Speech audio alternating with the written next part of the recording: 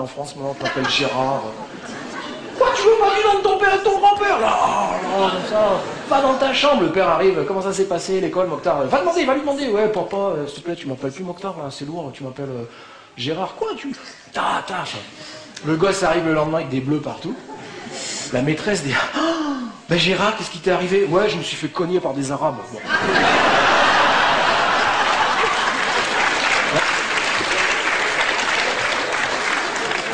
L'intégration. Alors vous avez le deuxième truc, c'est la profession des parents. Ils nous font tous remplir ça le premier jour. Voilà, alors on a tous, je sais pas, ici on est quelques-uns à avoir dû ruser avec ça. Là j'ai un pote, là Tony, avec qui on fera l'atelier demain. Lui, pour pas mettre ouvrier, je crois, il mettait, ou je sais pas toi Tony, je sais plus qui c'est, enfin il mettait employé d'usine. Et moi comptable, ça allait pas quoi. Alors je mettais directeur financier ou je sais pas quoi. Enfin bref. Parce que c'est la maîtresse, qu'est-ce qu'elle fait ta maman? Elle est consultante dans un grand cabinet d'audit international. Ah, très bien. Et toi? Alors l'autre, elle est sans profession, sans CENT. Hein, donc elle est mère au foyer, quoi. Alors, ouais, elle est balaye. Elle est technicienne de surface dans un grand cabinet d'audit international. Donc voilà, vous avez ça, vous avez les vêtements, j'insiste pas, vous avez, bon, etc. Donc ça va déterminer la facilité avec laquelle votre voile va se lever. Alors, ensuite, ce qu'il va falloir faire, c'est que vous leviez votre voile au-dessus de votre tête. D'accord? C'est-à-dire que, à partir du moment où vous allez avancer, l'air va rentrer dans les caissons et va commencer à donner à cet aéronef la forme qui va lui permettre de voler. D'accord? Mesdames et messieurs, vous êtes handicapés. Vous pouvez aller en entracte. Pour qu'un objet vole, il faut qu'il ait cette forme-là. Bon, vous viendrez voir pendant que je continue. Ça ne vole pas. D'accord? Ça fait comme ça. Regardez une aile d'avion, regardez tout ce que vous voulez. Pour que ça vole, il faut que ça ait cette forme-là. Pourquoi? Parce qu'à partir d'une certaine vitesse de pénétration dans l'air, qu'est-ce qui va se passer? Les filets d'air vont se séparer. Au-dessus de l'intrados et au-dessus de l'extrados, et comme il y a plus, vous avez vu, d'extrados que d'intrados, pour se rejoindre derrière, l'air qui passe au-dessus va devoir aller plus vite que l'air qui passe en dessous. Et donc, il va créer une dépression et il va aspirer l'air vers le haut. Ce qui fait qu'un objet volant, contrairement à tout ce que tout le monde pense souvent, n'est pas posé sur de l'air, il est tenu par de l'air. Okay, et c'est sa vitesse qui provoque cet effet-là. Et donc, avec votre parapente, il va falloir que vous arriviez à ça. Il va falloir que vous leviez votre machin, que les caissons se gonflent et qu'ils prennent cette forme comme ça. D'accord? Et là, c'est assez rusé. Il va falloir faire une temporisation. C'est-à-dire, il va falloir vous arrêter, d'accord, avec du vent de face, et puis regarder si tout va bien. Alors le truc reste un peu au-dessus, comme ça. Vous savez, genre... comme ça. Donc là, vous regardez si tout va bien. Et si tout va bien, vous continuez votre course d'envol et vous allez essayer... Alors, un parapente, ça vole à 35 à l'heure. Et donc, si vous avez un vent de 25 à l'heure, vous n'avez plus besoin que de courir à 10 à l'heure.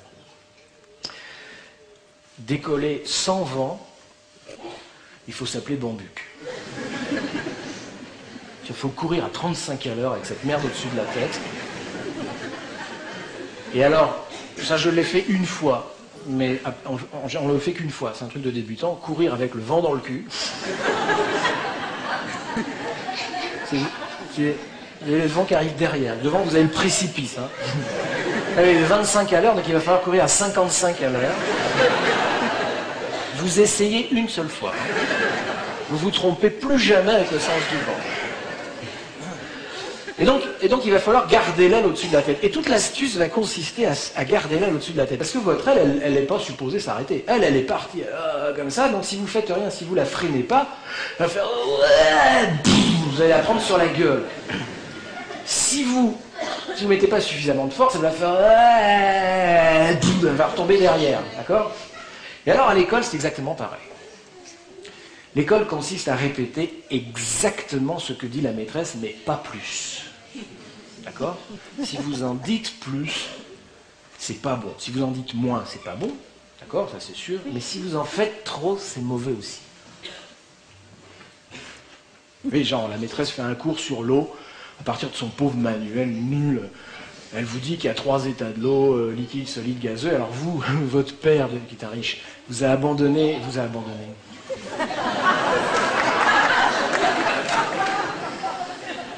40 €.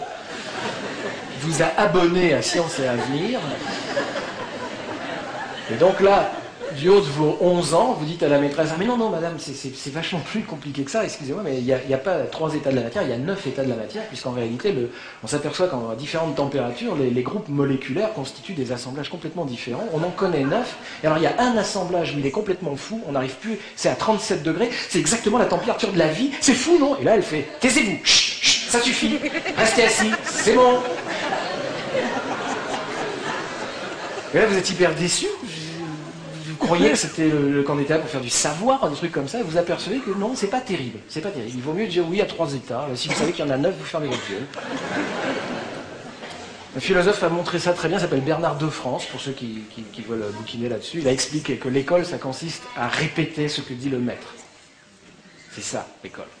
À la fac, c'est autre chose. Hein. Je vous rappelle que l'idée, c'est d'empêcher les pauvres d'aller à la fac. Et donc voilà. Alors, une fois que vous avez votre voile, vous allez pouvoir faire ce qu'on appelle la course d'envol. Donc, vous allez donner à votre voile la vitesse qui fait que tout doucement, vous allez sentir, pour les hommes, que ça vous remonte dans les machins. Et donc, vous vous sentez de plus en plus léger parce que votre truc est en train de vous prendre. Et au bout d'un moment, vous pédalez dans la choucroute, vous êtes déjà parti. D'accord? Et vous allez décoller. Une sensation absolument miraculeuse. C'est très très facile. Hein. Une fois que votre aile est debout, si vous avez 20 à l'heure devant en face, vous faites 2 pas comme ça, tac, et là ça part. Alors à l'école, le décollage, une fois que vous avez maîtrisé la lecture, hein, ça consiste à maîtriser 3 choses. Ça consiste à ne plus confondre le participe passé et l'infinitif des verbes du premier groupe. Ça consiste à ne Elle a perdu sa maman, cette petite fille. C'est pas que les pères qui abandonnent ici.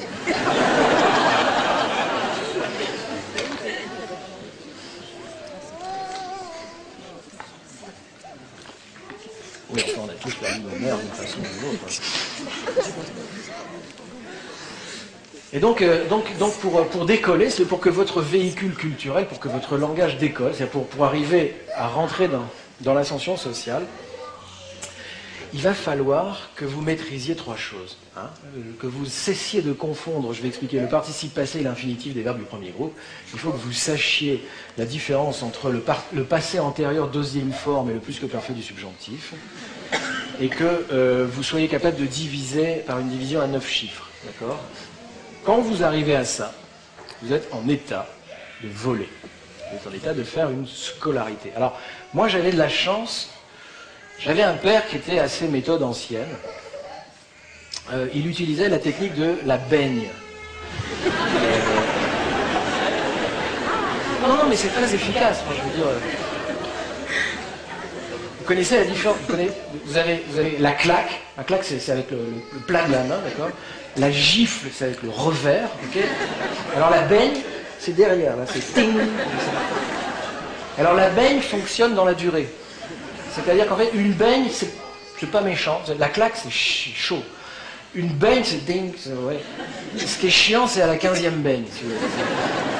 Ça finit par faire supplice chinois un peu. Donc mon père c'était la baigne. Et donc, par exemple, c'est comme ça que je ne fais plus jamais.